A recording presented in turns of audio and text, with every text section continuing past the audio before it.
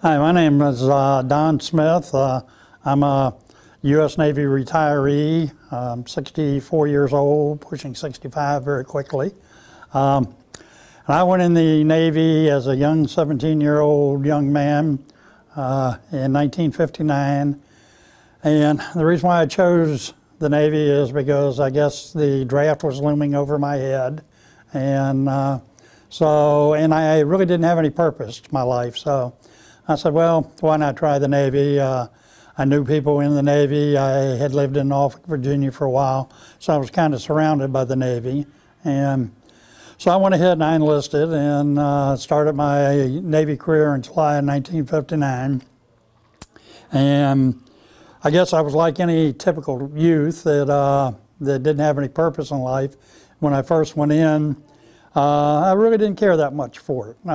Kind of wandered around, really didn't, said, yeah, I'll do my time and then I'll get out. So during my first few years in, things started changing. I got married and decided that, the Navy wasn't such a bad place to be. So I decided to make a career out of the Navy. When I re-enlisted the first time, my wife then told me that if I was doing it, then I better plan on 20 years.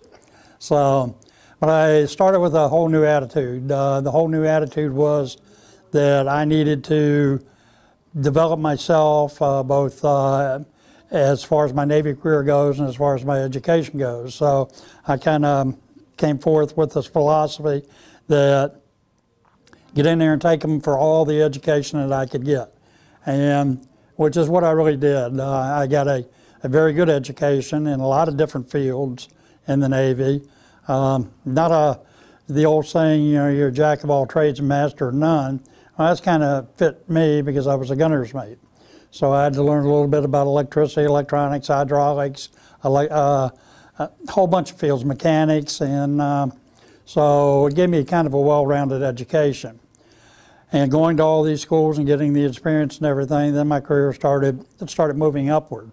And also I had another philosophy that says, if you don't like the way things are running, get into the position where you can change them.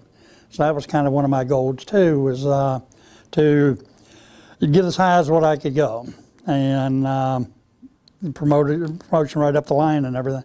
So that's kind of what I did. And but some of the memorable things that happened to me while I was in the Navy was I was on an old destroyer, World War II destroyer, and I was looking over one day and saw this brand spanking new ship. I said, gee, it would be nice to be on this ship because it's so new and everything. So I got on the commissioning crew of the USS Brumby FF-1044, and believe me, going from a World War II destroyer to a brand new ship was like night and day. Really liked that. And and I guess that's really the start of when my career took off. I was a young second class, and my senior petty officer, first class, he got transferred.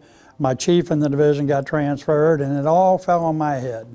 As a young second class, and all of a sudden I'm in charge of my division, both fire control and gunner's mate. So that's when the upward mobility really started taking hold. You needed to do the job, so that's what I did. From there, I progressed on to other ships, and another memorable event in my career was I was a recruit company commander. And I started that in 1969, which was 10 years after I joined the Navy.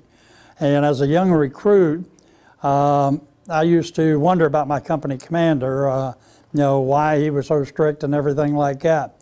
Well, then after I became a company commander and saw that this is the time where you're molding young men from civilian life into military life, and sensed the importance of that. And so that really had a profound effect on me, that one person could influence a group of young men and how they would behave in the military. So that was really a memorable part of my career. And from there I moved on to other sea commands, and moved up, advanced to the rank of Chief Petty Officer and Senior Chief Petty Officer.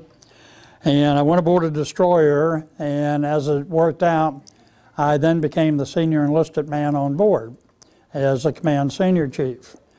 In that position, I was the enlisted advisor to the commanding officer and the executive officer, and that gave me the first time in my career the opportunity to work closely with the officer community.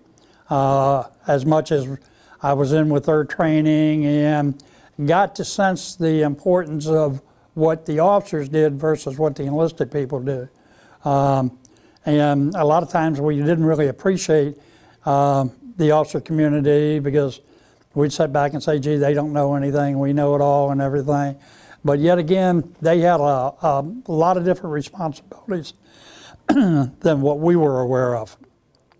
And I started realizing that the difference between the officers and the enlisted. Then I had an opportunity to apply for the warrant officer program, and which I did. I applied for the warrant officer program in 1981 and got selected in 1982. Well, this was right after, well, I had 22 years in. So it was kind of a difficult transition to make from enlisted to an officer status. But I'm really glad I did it because I got to see the other side of the fence from the officer's standpoint and not so much from the enlisted standpoint, even though the warrant officer is probably the best rank in the service because you're kind of in between the two. You're the technical expert, but yet again, you don't have to do everything that the academy graduate officers have to do and things like that. So it gives you kind of unique perspective on things. So, and then it also gave me my first opportunity to go aboard an aircraft carrier. I'd always been on destroyers, and being on destroyers, used to bouncing around like a cork in the sea and stuff like that. Get on this big aircraft carrier and gee, you're out in rough weather and you don't even know it. You know, when on a destroyer you take green waves all the way over the bridge. On a carrier, you know, that's really nothing. But I was on one of the oldest carriers in the fleet, the USS Coral Sea, CV-43, and when I went aboard that ship, it was built the latter part of World War II and not actually commissioned until after the war. And I was aboard there in 1982, and you would think that it would be a decrepit vehicle or a decrepit ship and would not really get out there and compete with the big decks. But believe me, that was a working ship. I was just absolutely amazed that that carrier could get out there and steam 30 plus knots in order to launch aircraft and things like that, and do everything that the big nuclear carriers could do. And so I really enjoyed my 3 years on there. Let's see, then I went to shore duty and completed my 30 plus years on shore duty, and but it was a memorable career. It was a time in my life that I think I developed from a young, inexperienced, wet behind the ear kid into a person that could be proud of the contributions that I've made, not only to my country, myself, my family. I'm very, very proud of my career in the military. And I would encourage young people today to think about a military career. It's not all glamour and glory and everything. It's a lot of hard work, but it's an honorable profession, and I think people, or young men and women, could do well in serving our country. And something that you could hold your head up and be proud that you did that. I have a couple stages in my career here. This is my picture right after I finished boot camp. You notice my seaman stripes. This picture would have probably been taken somewhere 1959, 1960. From there, I progressed to 1959 or 1969, 1970. This would have been my picture when I was a recruit company commander at Great Lakes. And again, one of the memorable part of my career. Then this would be just prior to my retirement in this has been 1989, 1990, and this is me all decked out in my warrant officer's uniform. So, and I have one other picture here. This is a picture of me with a .50 caliber machine gun firing off the deck of the fantail of the Coral Sea doing 50 caliber machine gun practice. Actually, we were shooting barrels there, but this was because we were in the area of the Suez Canal, and we're getting ready to transit, so that would have been our only defense against any boats that decided to attack us in the canal. So, and I have a couple other smaller pictures here. I've got one, in comparison to myself now, I weigh about 210 pounds right now, and this one I probably weighed about 125 pounds in 1960. And this was taken on board the USS Cambria APA-36 in San Juan Harbor. And all the rest of them are pretty much just repeats of this. So, well, the one thing that sticks in my mind is, and probably not too many people can say this, but during my 30-year career in the Navy, I had the opportunity to visit 42 different countries.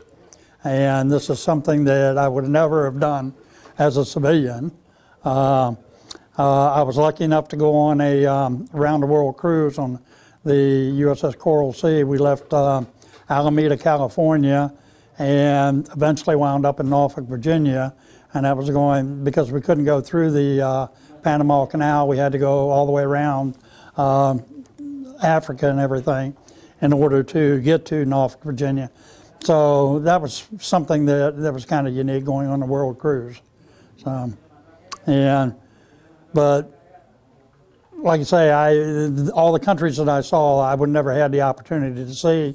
And it gave me a perspective also as to the living conditions in these countries compared to what we have here. And believe me, we have it very, very good in this country in comparison to a lot of countries. Well, I would say that, you know, this is a heritage of the American fighting men and women, the museum. I've been involved in the museum probably not all that long in comparison to some of the people, but this is something now that I have become quite passionate about, that I really think that our youngsters need to know what we are about. When we say the freedoms that we have, well, the freedom is not free. We've gained these freedoms by the young men and women in their sacrifices to our country. So I would say support the museum and learn by it. No one likes to see a country at war, but yet again, sometimes it's a necessary evil in order to preserve our heritage.